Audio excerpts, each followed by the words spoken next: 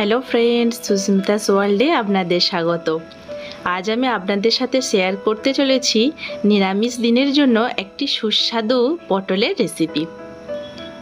আর এই রেসিপিটি হলো দই পটল। আজ আমি আপনাদের সাথে সুস্বাদু নিরামিষ দই পটলের রেসিপি শেয়ার করব। এখানে আমি 7টা পটল এইভাবে খোসা ছাড়িয়ে কেটে নিয়েছি। একটু চিড়ে দিয়েছি দুদিকটা পটলটা।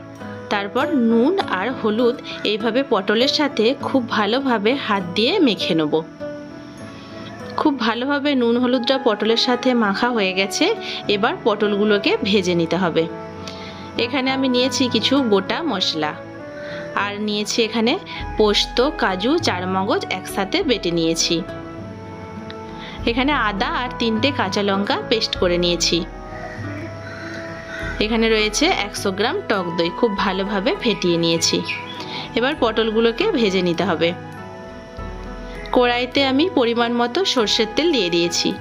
তেলটা খুব ভালো করে গরম করে নেব। তেলটা ভালোভাবে গরম হয়ে গেছে। এবার ওর মধ্যে একে একে আমি কেটে রাখা পটলগুলো দিয়ে দেবো। সব পটলগুলি একসাথে দিয়ে দিয়েছি। এবার ঢাকা দিয়ে পটলগুলো ভালো করে ভেজে নেব। একদিকটা ভালোভাবে ভাজা হয়ে গেছে। এইভাবে উল্টে পাল্টে পটলগুলো চারিদিকটা খুব ভালোভাবে লাল লাল করে ভেজে নিতে হবে। এইভাবে ঢাকা দিয়ে দিয়ে ভাজলে পটলটা ভালো করে সেদ্ধ হয়ে যাবে। পটলগুলো সুন্দরভাবে লাল করে ভাজা হয়ে গেছে। এবার এক এক করে পটলগুলো তুলে রেখে দেবো।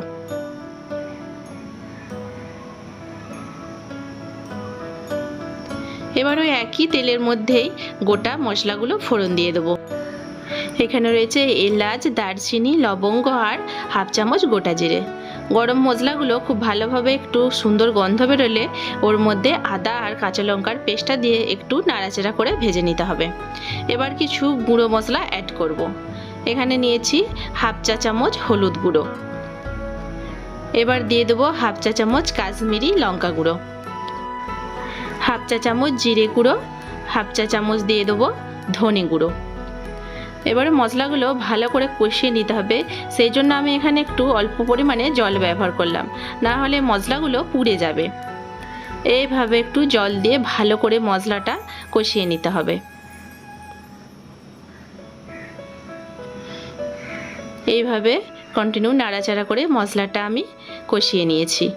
দেখুন খুব সুন্দরভাবে মশলা থেকে তেল ছেড়ে গেছে।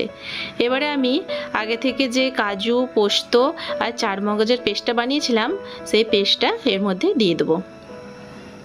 কাজুর পেস্টটা দিয়ে খুব ভালোভাবে কন্টিনিউ নাড়াচাড়া করতে হবে, নাহলে কাজু তলায় লেগে যাবে।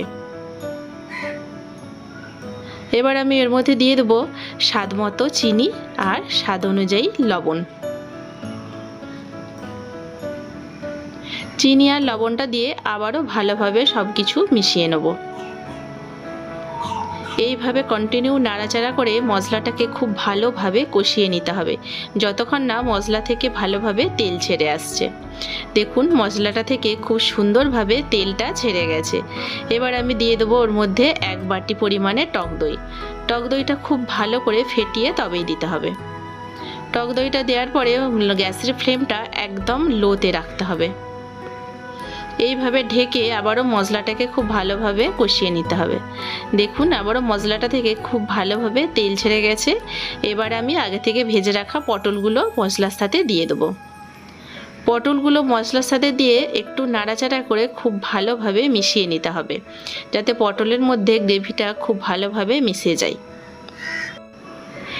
এবার 1 বাটি পরিমাণে জল দিয়ে দিয়েছি, যাতে পটলটা খুব ভালোভাবে সেদ্ধ হয় আর পটলের মধ্যে সমস্ত ফ্লেভার আর মশলাটা খুব ভালোভাবে ঢুকে যায়। ঢাকা দিয়ে 5 মিনিট রান্না করে নেব। 5 মিনিট পর এখানে দুটো আমি চেরা কাঁচা লঙ্কা দিয়ে দেবো, আর দিয়ে দিলাম হাফ চা চামচ গরম মশলার গুঁড়ো। সবশেষে দিয়ে দেবো 1 চা চামচ ঘি।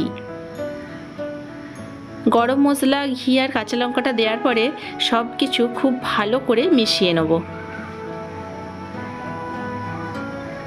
সব কিছু ভালোভাবে মেশানো হয়ে গেলে আবারও ঢাকা দিয়ে 2 মিনিট হতে দেবো।